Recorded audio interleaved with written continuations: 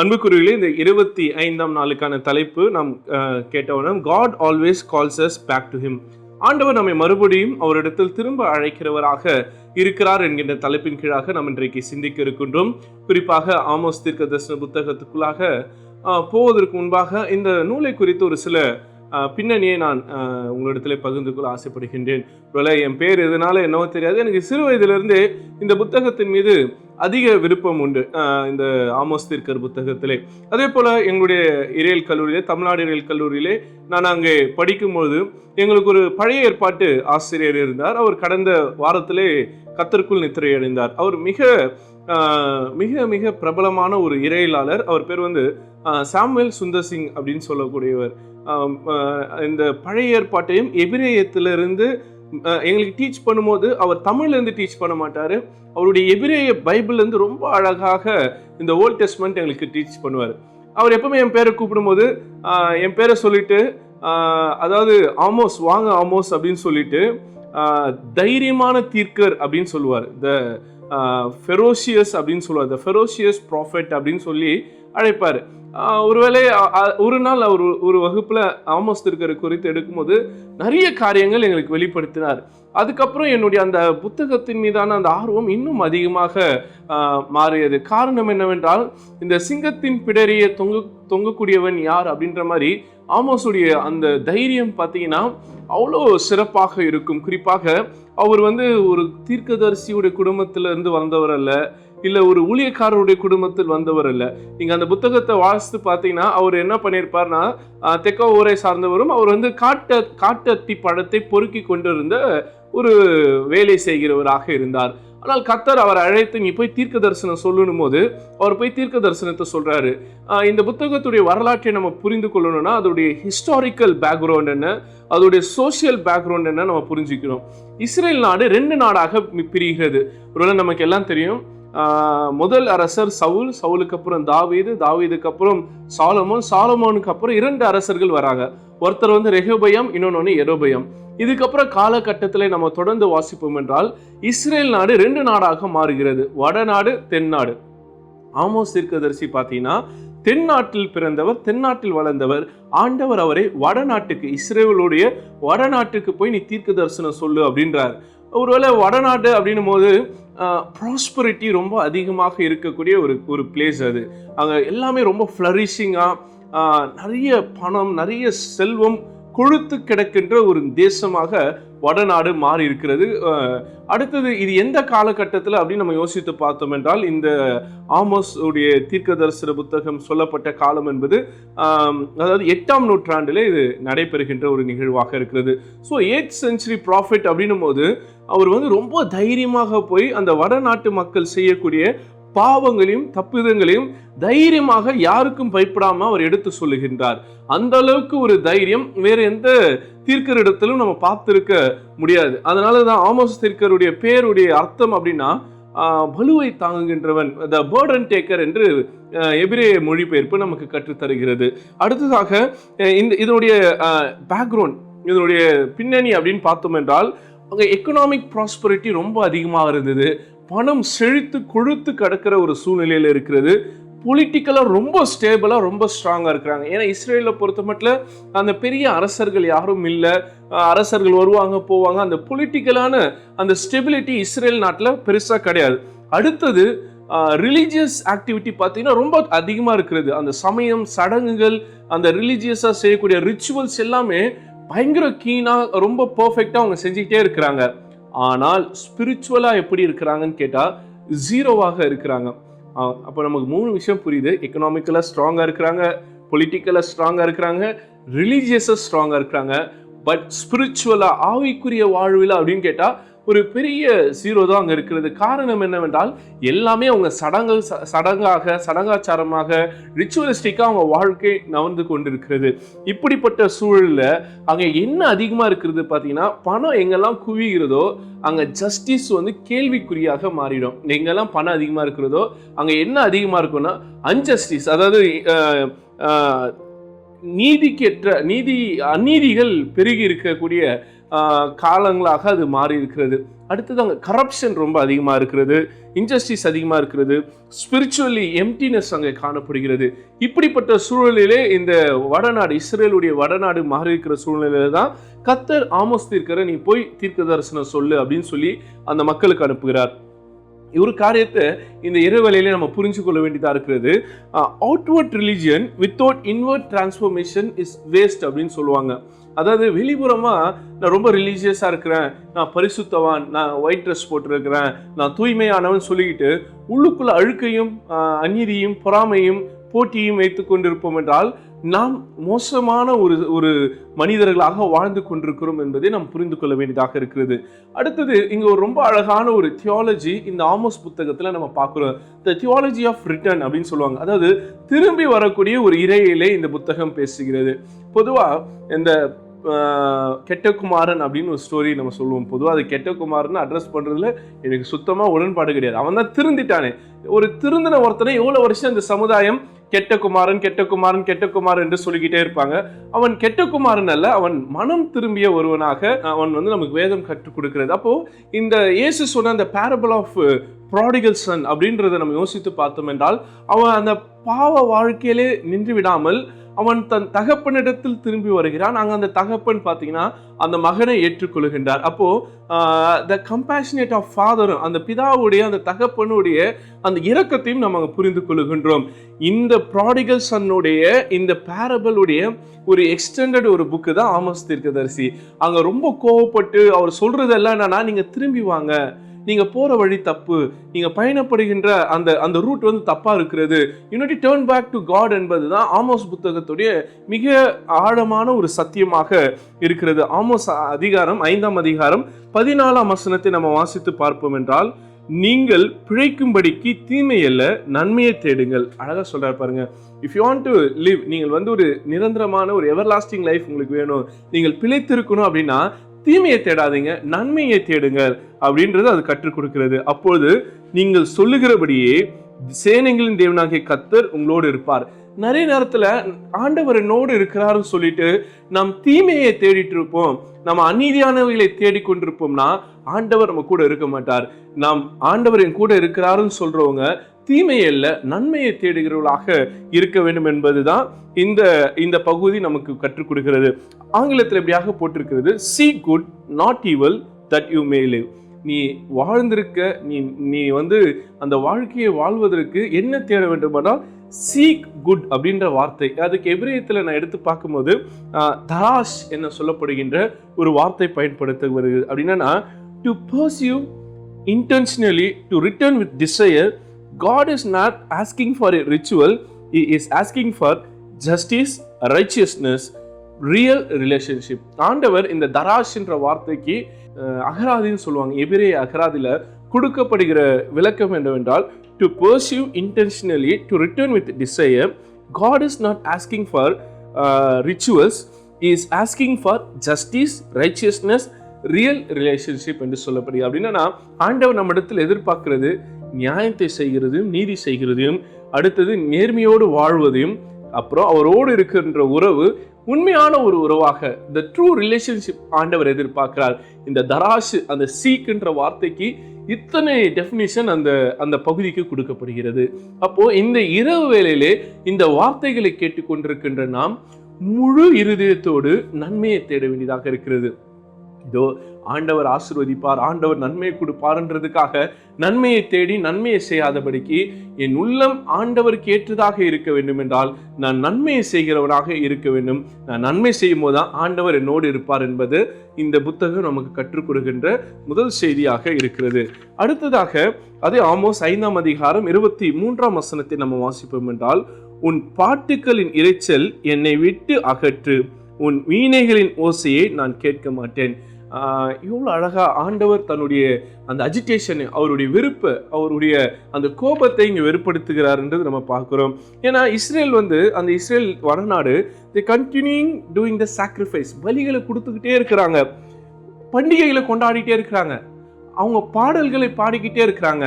ஆனால் இதெல்லாம் எனக்கு கேட்கறதுக்கு விருப்பம் இல்லை, இதெல்லாம் அகற்றி போடு, எனக்கு இதெல்லாம் தேவையில்லை, ஏன்னா நீ ரிச்சுவலிஸ்டிக்கா என்னை பின்பற்ற, என்னை விரும்புற, ஆனா நீ உள்ளுக்குள்ள பார்த்தனா அநியாயத்தை பண்ணிட்டு இருக்கிற, கேடானவைகளை செய்துட்டு இருக்கிற, நியாயத்தை கைவிட்டுட்ட, தீமைகளை செய்துட்டு இருக்கிற.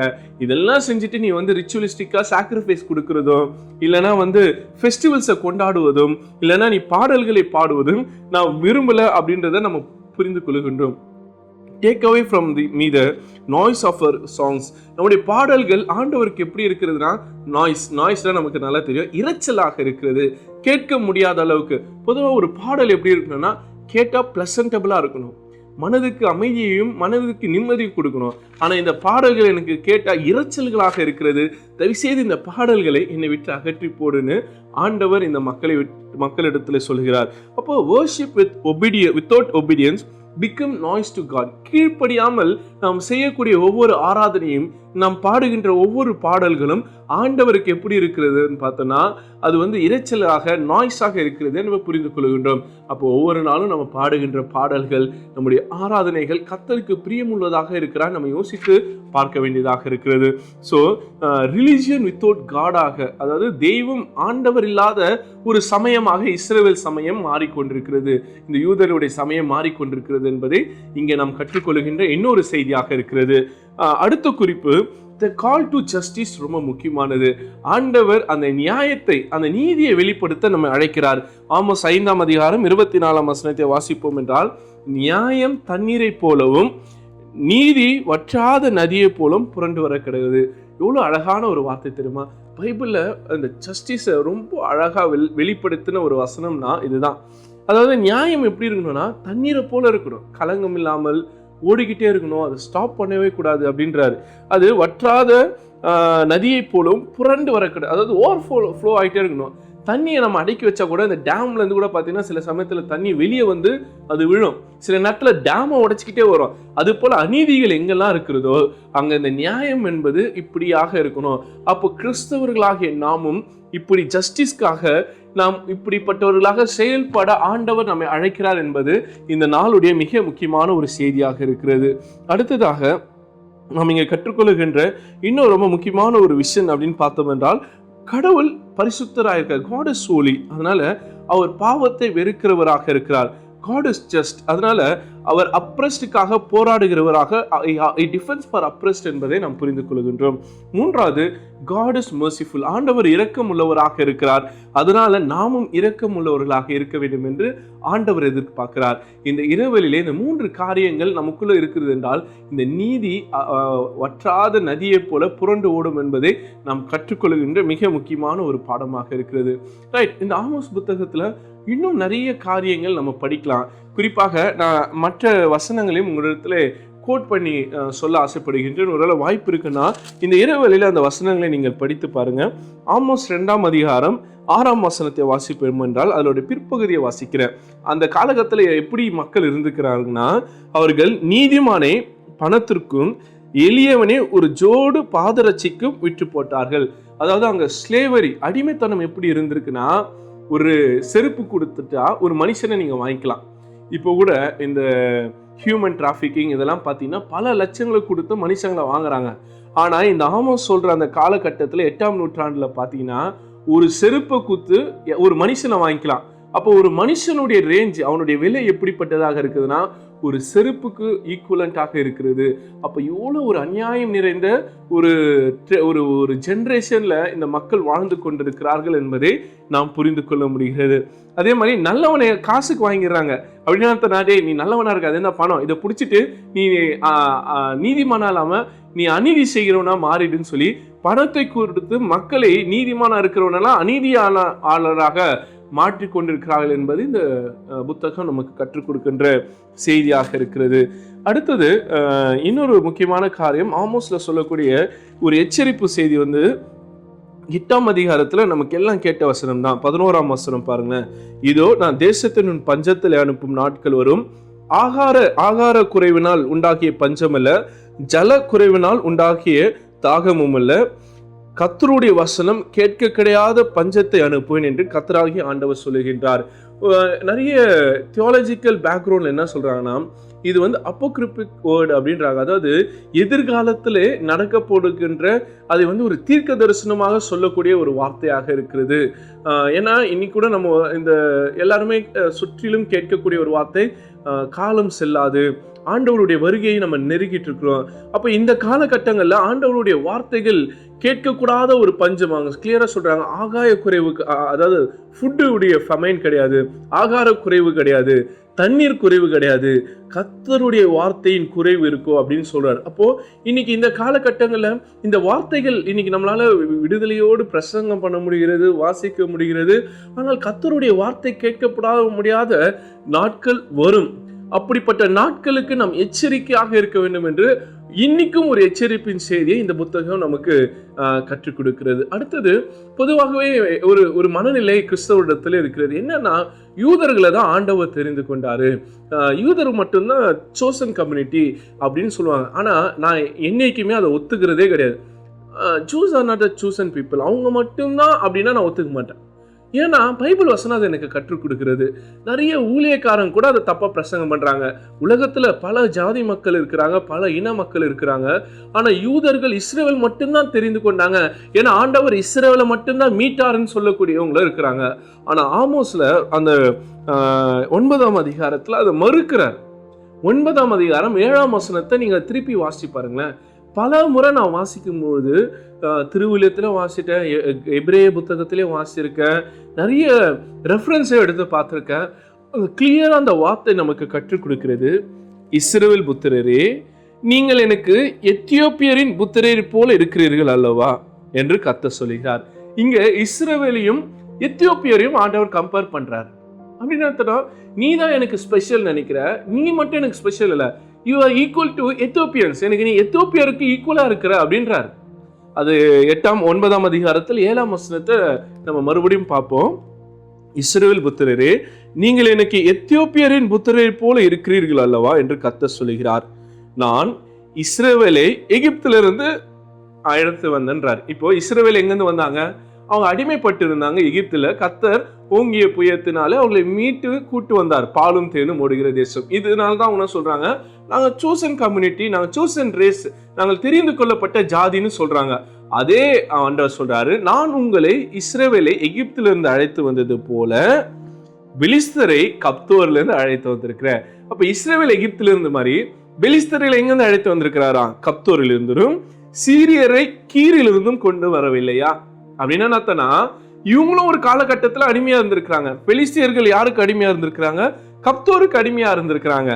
சீரியர்கள் கீருக்கு அடிமையாக இருந்திருக்கிறாங்க. அப்போ நீ மட்டும்தான் சூசன் பீப்புள் இல்ல. இந்த உலகத்துல யாரெல்லாம் அப்ரெஸ்டா இருக்கிறாங்களோ, யாரெல்லாம் அடிமைகளாக அடக்குமுறையில் இருக்கிறாங்களோ, கர்த்தர் அவளுக்காக போராடி அவர்களை மீட்டு வந்திருக்கிறார். உங்களுக்கு எப்படி மோசையை நான் அனுப்பணும், அந்த மாதிரி இவங்களுக்கு ஒருத்தர் அனுப்பி இருக்கிறேன், அவங்களுக்கு ஒருத்தர் அமைச்சிருக்க, அவங்களை கூட்டு வந்திருக்கிறேன் அப்படின்றாரு. அப்ப இன்னைக்கு கூட எந்த தேசம், எந்த மக்கள் கஷ்டப்படுகிறார்களோ, கர்த்தர் அவளை மீட்டெடுக்கிறவராக இருக்கிறார். இப்போ அப்ரெசர் ஒருத்தர் ஒரு பக்கம் இருக்கிறாங்க, அடிமைப்படுத்துற மக்கள் இருக்கிறாங்க, அடிமைப்படுத்துறவங்க, அடிமைப்படப்படுகிறவர்கள், அதாவது அப்ரெஸ்ட் ஒரு பக்கம், அப்ரெஸ்ட்னா அடிமைப்பட்டவர்கள், அப்ரெசர் இருக்காங்க, அப்ரெசர்னா அடிமைப்படுத்துகிறவர்கள். இப்ப கர்த்தர் யாருக்கு எதிராக இருக்கிறார்னா, யாரெல்லாம் அப்ரெஸ் பண்றாங்களோ, யாரெல்லாம் அடிமைப்படுத்துறாங்களோ அவருக்கு எதிராக இருக்கிறார். அப்ப அடிமைப்பட்டவர்களுக்கு கர்த்தர் எப்படி இருக்கிறார்னா அவங்க கூட இருக்கிறார். அது போல ஒரு கட்டத்துல கர்த்தர் இஸ்ரவேல் கூட இருந்தார். அப்ப இன்னைக்கு யார் கூட இருக்கிறாரு? இன்னைக்கு யாரெல்லாம் கஷ்டப்படுறாங்களோ அவங்க கூட இருக்கிறார். அதனாலதான் கர்த்தர் ஒருத்தரை தான் குறிப்பிட்டு அழைத்தார்னா அது சுத்த போய். கர்த்தர் யாரெல்லாம் கஷ்டப்படுறாங்களோ, யாரெல்லாம் அடிமைப்பட்டு இருக்கிறாங்களோ, யாரெல்லாம் அவரை நோக்கி கலங்கி கதறுகிறார்களோ அவர்களுக்கு பதில் அளிக்கிறவராக இருக்கிறார். He is not a God of Israel, he is a God of all. கர்த்தர் இஸ்ரவேலின் தேவன் அல்ல, கர்த்தர் எல்லோரின் தேவனாக இருக்கிறார். அதனால நம்ம புரிஞ்சுக்கணும். அப்போ நாம் எல்லாருமே இஸ்ரவேல்கள் தான். யாரெல்லாம் அழைக்கப்பட்டார்களோ, யாரெல்லாம் தெரிந்து கொள்ளப்பட்டார்களோ, யாரெல்லாம் கர்த்தரால் மீட்கப்பட்டார்களோ, யாரெல்லாம் அந்த அடிமைத்தனத்திலிருந்து மீட்டெடுக்கப்பட்டார்களோ அவர்கள் எல்லாம் இஸ்ரவேல். இஸ்ரவேல் அப்படின்றது ஒரு குறிப்பிட்ட தேசத்தையோ, ஒரு குறிப்பிட்ட கம்யூனிட்டியோ, ஒரு குறிப்பிட்ட மக்களையும் சொல்றவங்கல்ல, கடவுளுடைய பிள்ளைகளுக்கு கொடுக்கக்கூடிய ஒரு டைட்டில். எப்படி இயேசு கிறிஸ்துவோ கடவுளுடைய மக்கள் எல்லாம், கடவுளுடைய பீப்புள் எல்லாமே இஸ்ரவேல் என்பதை நம்ம புரிந்து கொள்ள வேண்டியதாக இருக்கிறது.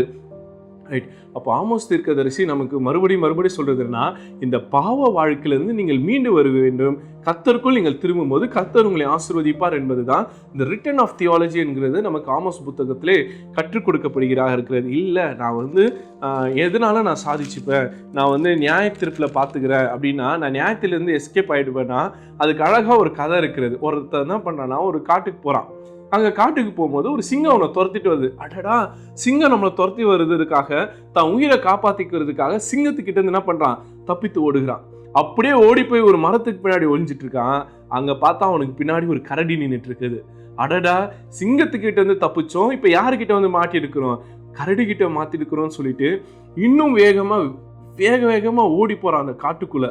அங்கே போனால் ஒரு சின்ன வீடு இருக்குது, ஒரு மர வீடுக்குள்ளே இருக்குது. அந்த மர வீட்டுக்குள்ளே போயிட்டு அபாடி தப்புச்சோன்னு சொல்லி அங்கே இருக்கிற சவுத்து மேலே கையை வைக்கிறான். அங்கே இருக்கிற அந்த மரக்கட்டின் மீது கை வைக்கிறான். அங்கே ஒரு கொடிய பாம்பு அவன் கையை குத்துது. இப்போ அவனுக்கு என்ன கிடைச்சிருச்சு, அந்த மரணம்.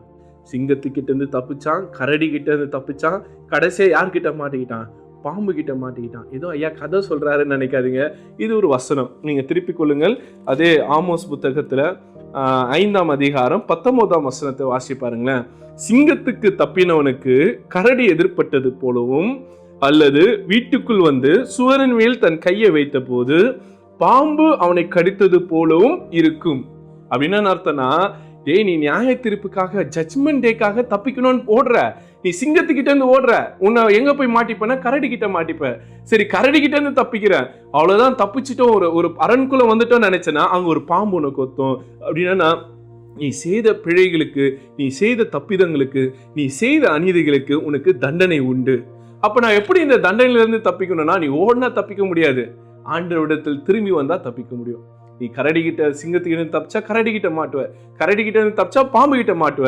அப்ப நான் சிங்கத்துக்கிட்டும் கரடி கிட்ட இருந்தும் பாம்பு கிட்ட இருந்து தப்பிக்கணும்னா, நான் கர்த்தரிடத்தில் திரும்பும் போதுதான் எனக்கு அந்த நியாய தீர்ப்புல இருந்து எனக்கு ரட்சிப்பும் மீட்பும் கிடைக்கும். நான் அதுல இருந்து மீண்டு வர முடியும் என்பதே இந்த ஆமோஸ் தீர்க்கதரிசன புத்தகம் நமக்கு கற்றுக் கொடுக்கின்ற மிக அழகான ஒரு செய்தி. நான் நிறைவு செய்கின்றேன். கர்த்தர் இந்த வார்த்தையை நமக்கு அதிகமாய் ஆசீர்வதித்து தருவாராக. வாய்ப்பு இருக்குமானால் ரொம்ப கம்மியான அதிகாரம் தான், கிட்டத்தட்ட 9 அதிகாரம் தான் இருக்குது. இன்னைக்கு இரவுக்குள்ள நீங்க அழகா படிச்சிடலாம். 1ஆம் அதிகாரத்திலிருந்து 9ஆம் அதிகாரம் 15ஆம் வசனக்கும் வாசித்து பாருங்க. நான் சொன்னதெல்லாம் நீங்க அந்த பாயிண்ட்ஸ் உள்வாங்கி வாசித்து பார்ப்பீர்கள் என்றால் மிக அழகான செய்திகள் ஆமோஸ் புத்தகத்திலிருந்து நீங்கள் கற்றுக்கொள்ளலாம். கர்த்தர் தாமே இந்த வார்த்தைகளை நமக்கு ஆசீர்வதித்து தருவாராக.